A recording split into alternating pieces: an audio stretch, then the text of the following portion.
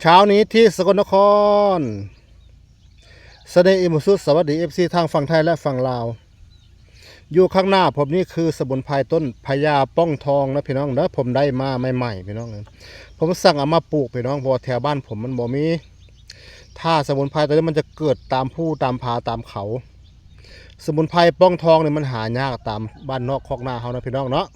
มันจะเกิดตามป่าลึกพี่น้องตามป่าอุดมสมบูรณ์พญาป้องทองนี่เพิ่นสามารถช่วยไปปัดเป่าสิ่งชั่วร้ายนะพี่น้องเนาะเกี่ยวกับพวกมนต์ดำพี่น้องพวกผีปีศาจหรือเป็นภายเล่นมนต์ดำหรือเป็นภายถึกมนต์ดำพวกผีปีศาจเข้ามาใกล้เชือนใกล้ซานหรือถูกวางยาหรือถูกวางของให้ท่านเอาตัดเอาแก่นหรือลำต้นของต้นพญาป้องทองนี่นะพี่น้องนะเอาไปฝนใส่น้ำกินนะพี่น้องเพื่อนจะสามารถช่วยไปบรรเทาอาการหรือไปปัดป้องสิ่งชั่วร้ายให้ออกจากในร่างกายเฮา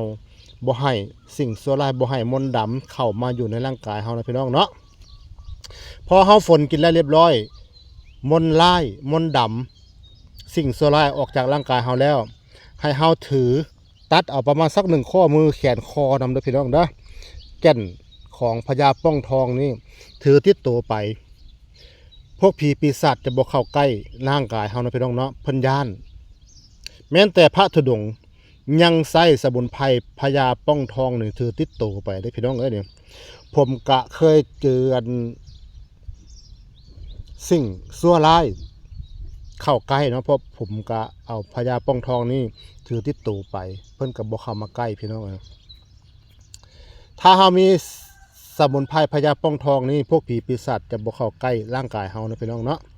ที่พระธุดงค์ที่เพิ่นจะถือไปนั้นเพิ่นบ่ให้พวกผีปีศาจเข้ามาใกล้เพิ่นเพราะสมุนไพรตัวนี้เป็นของดีอีกชนิดหนึ่งเลยพี่น้องนะ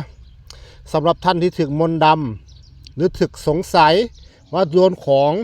ให้ท่านหาพญาป้องทองนี่ไปฝนกินเลยเด้อพี่น้องเด้อฝนใส่น้ำเปล่าเฮานี่เลยพี่น้องฝนใส่หินหลับเฮานี่แหละไปฝนกินมันจะเฮ็ดให้พวกผีปีศาจออกจากร่างกายเฮาแล้วก็ถือติดตัวไปนำแขนคอไปเลยพี่น้องบ่ให้ออกจากร่างกายพวกผีปีศาจจะบ่เข้าใกล้นะพี่น้องเนาะนี่คือประโยชน์ของต้นพญาป้องทอง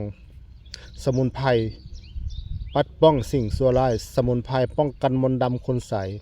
ลองหามาปลูกลองเบิ่งนะพี่น้องเด้อปลูกอยู่เฮือนอยู่ซานพวกมนต์ดำพวกผีปีศาจจะบ่เข้าใกล้เฮือนใกล้ซานเพิ่นจะหาแต่สิ่งดีๆเข้าเฮือนเข้าซานเฮานะพี่น้องเนาะ